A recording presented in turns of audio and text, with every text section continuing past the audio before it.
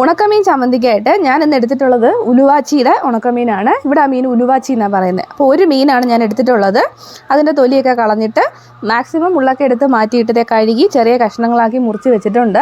ഏത് മീൻ വെച്ചിട്ട് വേണമെങ്കിൽ നമുക്ക് ചെയ്യാം. അപ്പോൾ ആദ്യം നമുക്കിതൊന്ന് വറുത്തെടുക്കാം. അതിന് വേണ്ടിയിട്ട് ഇതിലേക്ക് നമുക്ക് പൊടികൾ ചേർത്ത് കൊടുക്കാം. ആദ്യം തന്നെ നമുക്കതിലേക്ക് ഒരു അല്പം മഞ്ഞൾപ്പൊടി ചേർക്കാം. ഒരു 1/4 ടീസ്പൂൺ മഞ്ഞൾപ്പൊടി. ഇനി അതിലേക്ക് ഒരു 1/2 ടീസ്പൂൺ മുളക് പൊടി ചേർക്കാം. ഇനി ഇതിനെ നന്നായിട്ടൊന്ന് മിക്സ് ചെയ്തെടുക്കാം.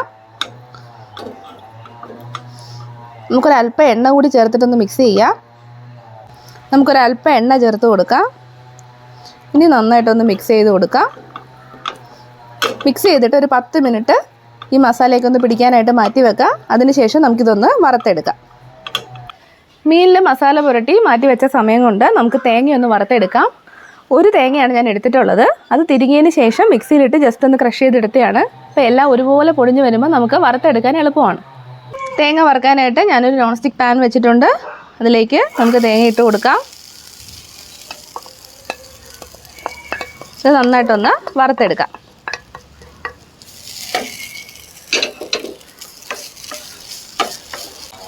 തേങ്ങ ഇട്ട് കഴിഞ്ഞാൽ നമ്മളിങ്ങനെ ഇളക്കിക്കൊണ്ടിരിക്കണം. അല്ലെങ്കിൽ അത് കരിഞ്ഞു പോകാനോ അടി പിടിക്കാനൊക്കെ സാധ്യതയുണ്ട്. അപ്പോൾ ഒട്ടും തന്നെ കരിയാതെ നന്നായിട്ട് വറുത്തെടുക്കുക. തേങ്ങ ഈ ഒരു പരുവത്തിലായി കഴിഞ്ഞാൽ ഒരു ചെറിയ കഷ്ണം ഇഞ്ചി ഇതുപോലെ ഒന്ന് മുറിച്ചത് നമുക്ക് ചേർത്ത് കൊടുക്കാം. ഇനി എരിവിന് ആവശ്യത്തിനുള്ള വറ്റൽമുളക് ചേർത്ത് കൊടുക്കാം. നമ്മൾ ഇതിനകത്ത് മുളക് പൊടിയൊന്നും ചേർക്കുന്നില്ല. നമുക്ക് എത്രയാണ് എരിവ് വേണ്ടത് അതിനനുസരിച്ചിട്ട് വറ്റൽമുളക് ചേർക്കാം.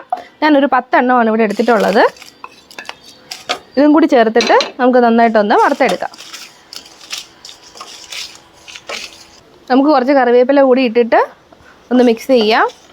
കറിവേപ്പില നല്ല തരിതരിപ്പാകുമ്പോൾ നമുക്കിത് ഓഫ് ചെയ്യാം. തേങ്ങയും മുളകും കറിവേപ്പിലയൊക്കെ നന്നായിട്ട് മൂത്തിട്ടുണ്ട്. നമുക്കിനി ഇത് ഫ്ലെയിം ഓഫാക്കാം. ഇനി ഇതൊന്ന് തണുക്കട്ടെ. ഇത് തണുത്തതിന് ശേഷം നമുക്കിതൊന്ന് പൊടിച്ചെടുക്കാം. തേങ്ങാക്കൂട്ട് തണുക്കാനായിട്ട് മറ്റൊരു പാത്രത്തിലേക്ക് മാറ്റി വെക്കണം. അതിൽ തന്നെ ഇരുന്നാൽ ആ ചൂട് കൊണ്ട് അത് കുറച്ചുകൂടി കരിഞ്ഞു പോകാൻ സാധ്യതയുണ്ട്.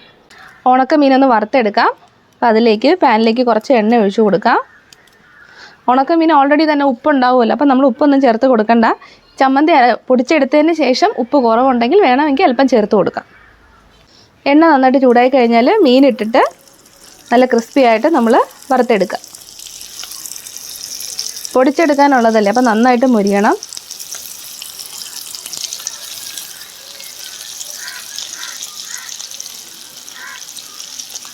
മീൻ നന്നായിട്ട് മുരിഞ്ഞ് വന്നിട്ടുണ്ട്. നമുക്കിനി ഇത് കോരിയെടുക്കാം.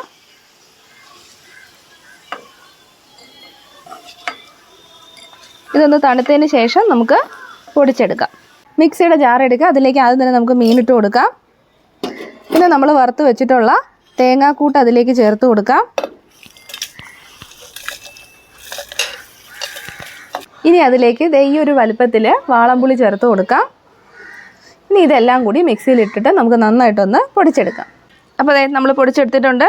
ഇതൊരു പാത്രത്തിലേക്ക് മാറ്റാം.